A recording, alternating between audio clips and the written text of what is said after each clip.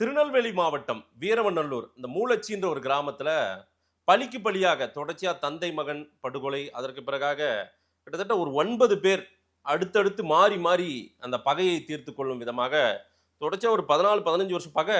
ஆனா அப்பப்போ மர்டர் நடந்துட்டு இருக்கு. இது என்ன பிரச்சனை? இது எங்க இருந்து அடிப்படை தொடங்கியது? வெறும் தண்ணி பிடிக்கிற குழாயடி பிரச்சனை அப்படின்றாங்க. இது இவ்வளவு பெருசா வெடிக்குதா? உண்மையிலே என்ன நடக்குது சார்? இதோட சீரியஸ் என்ன? அதாவது கடந்த 2ஆம் தேதி அன்று மதியம் 3 மணிக்கு நெல்லை மாவட்டத்தில் இருக்க வீரவநல்லூர் காவல் நிலைய எல்லைக்குட்பட்ட பகுதி மாதுடையார் குளம்ன்ற ஒரு பகுதி, ரெட்டியார்புரம்னு வாங்க. அந்த கூட்டுரோடு எங்கே போயினா வல்லத்து நம்பி குளம் அப்படின்ற ஒரு பகுதியை சார்ந்த இடத்துல ஒரு இருசக்கர வாகனத்தில் ஒரு 40 வயது நபர் பேர் காளிமுத்து அவர் போகிறாரு. அவருடைய மகன் 5 வயது மகனை முன்னாடி உட்கார வச்சிருக்காரு ஜெயராஜன்ட்டு. 15 வயது மகன் சின்னத்துறைன்றவர் பின்னால் உட்கார வச்சுட்டு போகிறாரு.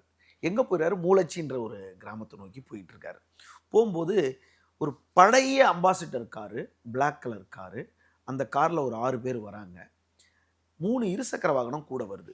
அந்த இருசக்கர வாகனத்தில் 2 பேர் இருக்காங்க. வந்த வேகத்தில் அந்த அம்பாசிடர் காரை இருசக்கரத்தில் இடித்து இவர்கள் கீழே விழுந்துடுறாங்க.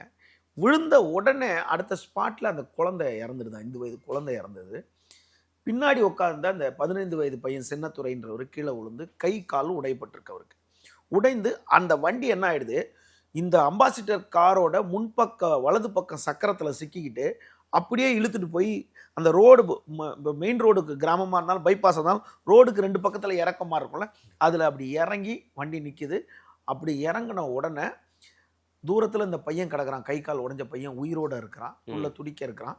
5 வயது குழந்தை ஸ்பாட்ல இறந்துருச்சு. இந்த இவர் தந்தை வந்து தப்பிச்சு ஓடலான்னு ஸ்ட்ரகிள் பண்ணி அவர் கை கால்லாம் சிராய்வு இருக்கு. உடனே இறங்குறாங்க காளிமுத்தை. இறங்கி அவரை தலையை துண்டா வெட்டிடுறாங்க. வெட்டி அந்த தலையை மட்டும் எடுத்துக்கிறாங்க. இதை எல்லாத்தையும் இந்த 15 வயசு பையன் பார்க்கறான். ஆச்சி மசாலா எந்த சமையலும் ருசி தேடும் ரகசியம் 20 ரூபாய்.